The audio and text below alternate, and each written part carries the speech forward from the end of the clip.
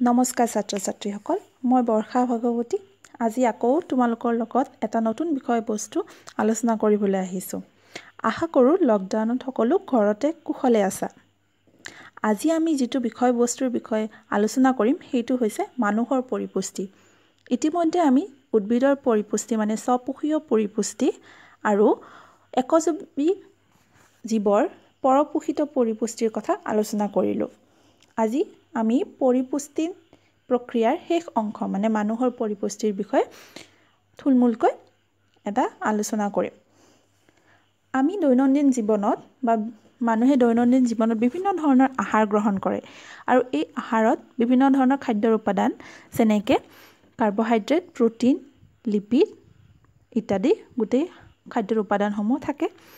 আৰু এই গোটেই খাদ্যৰ উপাদানসমূহ দেহত বিভিন্ন ধৰণে বিভিন্ন অংশৰ দ্বাৰা পাচন হয় আৰু সেইবোৰ পিছলৈ দেহত শক্তি উৎপাদনৰ বাবে প্ৰয়োগ কৰা হয় বা সেইবোৰ খাদ্যৰ উপাদানসমূহ জটিল অৱস্থাৰ পৰা দেহে সৰল অৱস্থালৈকে তাক ভাঙি দিয়ে, যাতে দেহৰ প্ৰত্যেকটো কোষে নিজৰ দেহৰ কাৰণে শক্তি উৎপাদনত তাক সহায় কৰিব পাৰে বা শক্তি উৎপাদন কৰিব পাৰে। এতিয়া চাওঁ আহা, আমি কেনেদৰে যিমানবোৰ খাদ্য গ্ৰহণ কৰোঁ সেই খাদ্যবোৰ কেনেদৰে হজম কৰোঁ বা পাচন কৰোঁ বা কোনটো অংগই দেহৰ কোনটো অংশই আমাক এই কাৰ্যত সহায় কৰে। যিহেতু আমি হাতেৰে খাদ্যটো লৈ প্ৰথমে মুখত ভৰাওঁ, গতিকে আমাৰ এই পাচন প্ৰক্ৰিয়াত প্ৰথমে মুখৰ পৰাই আৰম্ভ হয় বা মুখ গহ্বৰত থকা যিমানবোৰ অংশ আছে, দেহৰ অংগ আছে, সেই গোটেইবোৰে আমাৰ খাদ্যবস্তুবোৰ হজম কৰাত বা পাচন কৰাত সহায় কৰে। খাদ্যবস্তুটো লৈ প্ৰথমে আমি দাঁতেৰে চোবাই দিওঁ। দাঁতেৰে চোবাওঁতে প্ৰথমে আগফালে থকা অকণমান ডাঙৰ ডাঙৰ দাঁতকেইটাৰে বা তাৰ কাষত থকা দুটা যথেষ্ট চোকা দাঁত, যোনকেইটা আমি সৰল ভাষাত কুকুৰ দাঁত বুলিও কোৱা হয়, কাৰণ সেইকেইটা বহুত চোকা থাকে দাঁতকেইটা। সেই দাঁতকেইটাৰে তাক ছিঙি আনো বা টানি আনো বস্তুটো। তাৰপাছত ভিতৰৰ ফালে থকা মোটা মোটা ডাঙৰ ডাঙৰ দাঁতকেইটাৰ সহায়ত তাক চোবাই দিওঁ বা ভাঙি গুৰি কৰি দিওঁ বস্তুবোৰ। এনেকুৱা কৰিলে কি হয়, যিমানখিনি খাদ্যবস্তু আমাৰ জটিল অংশত থাকে বা জটিল অৱস্থাত থাকে তাক কিছু পৰিমাণে সৰল আমি মুখৰ ভিতৰতে কৰি ল'ব পাৰোঁ প্ৰথম অৱস্থাত। তাৰ পাছত আমাৰ জিভাখনে কি কৰে, সেই খাদ্যবস্তুবোৰৰ লগত লেলাৱটিটো মিহলি কৰি দিয়াত সহায় কৰে, যাতে সেই লেলাৱটিৰ সহায়ত খাদ্যবস্তুখিনি পিছল হৈ যায় আৰু অতি সহজে আমাৰ খাদ্যনলী বা পাচন নলীৰে মুখৰ পৰা আমাৰ পাকস্থলী বা পেটলৈ গতি কৰিব পাৰে। আকৌ জিভাৰ দ্বাৰা আমি কি কৰিব পাৰোঁ, বিভিন্ন ধৰণৰ খাদ্যৰ সোৱাদ ল'ব পাৰোঁ। যেনেকৈ জানাই আমি জিভাৰ সহায়ত মিঠা, তিতা, কেঁহা, টেঙা, নিমখীয়া গোটেইবোৰ সোৱাদেই পাওঁ। লেলাৱটিৰ কাম কি হ'ল, ই খাদ্যবস্তুবোৰ সহজে গতি কৰাতে সহায় নকৰে, তাৰোপৰি ইয়াত কিছুমান ৰাসায়নিক পদাৰ্থ থাকে যিবোৰক আমি জৈৱ অনুঘটক বা উৎসেচক বুলিও ক'ব পাৰোঁ। জৈৱ অনুঘটকক ইংৰাজীত কয় বায়'কেটেলিষ্ট আৰু উৎসেচকক কয় এনজাইম। তেনেকুৱা লেলাৱটিত থকা এবিধ উৎসেচক হ'ল বা এনজাইম হ'ল লেলাৱটি এমাইলেজ বা লালটি এমাইলেজ।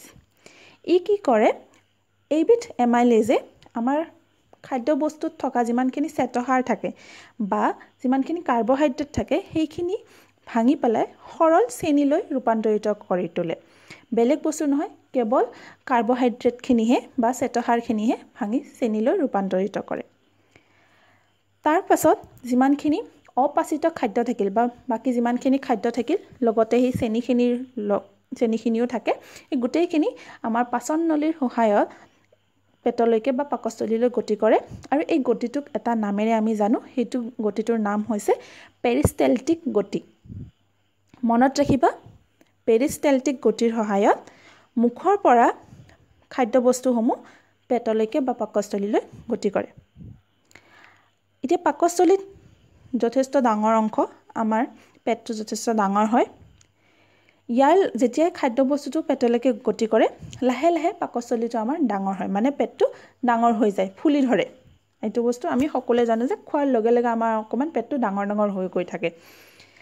পাকস্থলীৰ ভিতৰ ফালে, পেটটোৰ ভিতৰ ফালে বিভিন্ন ধৰণৰ মাংসপেশী থাকে আৰু সেই মাংসপেশীবোৰ যেতিয়া সংকোচন হয় বা যেতিয়া চেপা খাই যায়, তেতিয়া তাত বিভিন্ন ধৰণৰ পাচন ৰস ওলায় আৰু এই পাচন ৰসবোৰ কিছুমান পাক গ্ৰন্থিয়ে নিঃসৰণ কৰে এই পাচক ৰসত কি থাকে পাচক ৰসত থকা বস্তু কেইবিধ হ'ল হাইড্ৰক্লৰিক এচিড পেপচিন নামৰ এবিধ উৎসেচক আৰু শ্লেষ্মা এই তিনিওবিধ পদাৰ্থৰ বা তিনিওবিধ বস্তুৰ কাৰ্যটো বেলেগ বেলেগ হাইড্ৰক্লৰিক এচিডে কি কৰিব যিহেতু এবিধ এচিড আমাৰ খাদ্যবস্তুৰ লগত যিমানখিনি অলাগতিয়াল বেক্টেৰিয়া ভাইৰাছ ইত্যাদি আমাৰ পেটলৈকে গতি কৰে সেইবোৰে যাতে আমাৰ শৰীৰটোক অনিষ্ট কৰিব নোৱাৰে সেইবাবে হাইড্ৰক্লৰিক এচিডে এই গোটেই বস্তুবোৰ হত্যা কৰি পেলায় বা নষ্ট কৰি পেলায় তাৰোপৰি যিটো পেপচিন নামৰ উৎসেচকবিধৰ কথা ক'লোঁ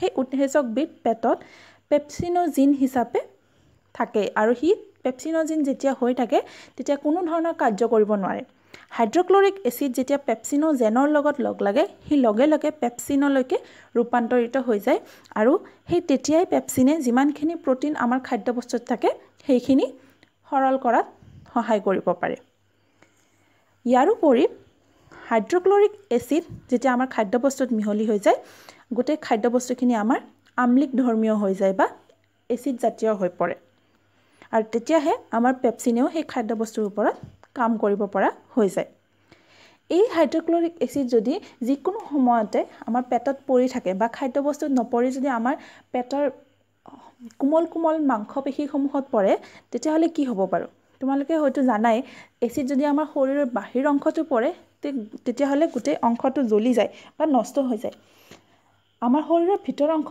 আমাৰ বাহিৰ অংশতকৈ আৰু বেছি কোমল হয় গতিকে সেইবোৰ জায়গাত যদি এচিড পৰি যায় তেতিয়াহ'লে নিশ্চয়কৈ আমাৰ অধিক অনিষ্ট হ'ব সেই অনিষ্টতাৰ পৰা ৰক্ষা কৰাবৰ কাৰণে শ্লেষ্মা নামৰ এটা তৰপ পেটত থাকে আৰু শ্লেষ্মাৰ কামেই হ'ল এইটো যে হাইড্ৰক্লৰিক এচিডে যাতে আমাৰ পেটটো অনিষ্ট কৰিব নোৱাৰে ইয়াৰ লগে লগে এই গোটেই অৰ্ধপাচিত খাদ্যখিনি স্পিনেক্টাৰ নামৰ পেশীৰ সংকোচনৰ সহায়ত পাচক নলীৰে পাকস্থলীৰ পৰা ক্ষুদ্ৰান্তলৈ গতি কৰিব ক্ষুদ্ৰান্ত হৈছে পাচক নলীৰ আটাইতকৈ দীঘল অংশ আৰু ই ইমান বেছিকৈ পাক খাই থাকে সেয়েহে যে ই অতি ঠেক জাগাটো অতি সহজে থাকি যাব পাৰে বা ই বেছি জেগা আগুৰি নধৰে পেটটোত পাকস্থলীডালৰ দৈৰ্ঘ্য প্ৰাণীভেদে বেলেগ বেলেগ হয় কিছুমান যিবোৰ আমাৰ ঘাঁহজাতীয় উদ্ভিদ খোৱা যিমানবোৰ প্ৰাণী আছে বা তৃণভোজী প্ৰাণী আছে তেওঁলোকৰ ক্ষুদ্ৰান্তটো সহজতে দেখা যায় যে যথেষ্ট দীঘল হয় তাৰ তুলনাত মাংসভোজী প্ৰাণীসকলৰ ক্ষুদ্ৰান্তটো চুটি হোৱা দেখা যায় বা সৰ্বভোজী প্ৰাণী আমাৰ নিচিনা সৰ্বভোজী প্ৰাণীবোৰৰ ক্ষুদ্ৰান্তৰো যিটো দৈৰ্ঘ্য সেইটো বেলেগ বেলেগ হয় ক্ষুদ্ৰান্ত হৈছে আমাৰ দেহৰ শেষ অংশ য'ত খাদ্যবস্তু যিমানবিধ উপাদান থাকে শৰ্কৰা বা কাৰ্বহাইড্ৰেট প্ৰটিন চৰ্বি সকলো সম্পূৰ্ণভাৱে পাচন হয় ক্ষুদ্ৰান্তৰ বাহিৰত বা ক্ষুদ্ৰান্তৰ বাহিৰে আৰু বেলেগ অংশত আমাৰ দেহৰ খাদ্যবস্তুসমূহ পাচন হ'ব নোৱাৰে ইয়াৰ উপৰিও যকৃত বা লিভাৰ অগ্নাশয় বা পেনক্ৰিয়াছ এই দুবিধ গ্ৰন্থিও বিভিন্ন ধৰণৰ পাচক ৰস নিঃসৰণ কৰে আৰু সেইবোৰ আহি ক্ষুদ্ৰান্তত পৰে যোনবোৰে আমাৰ খাদ্যবস্তুবোৰ অতি সহজে সৰল কৰাত সহায় কৰে বা সৰলীকৰণ কৰাত সহায় কৰে এই পাচক ৰসসমূহতো বিভিন্ন ধৰণৰ উৎসেচক থাকে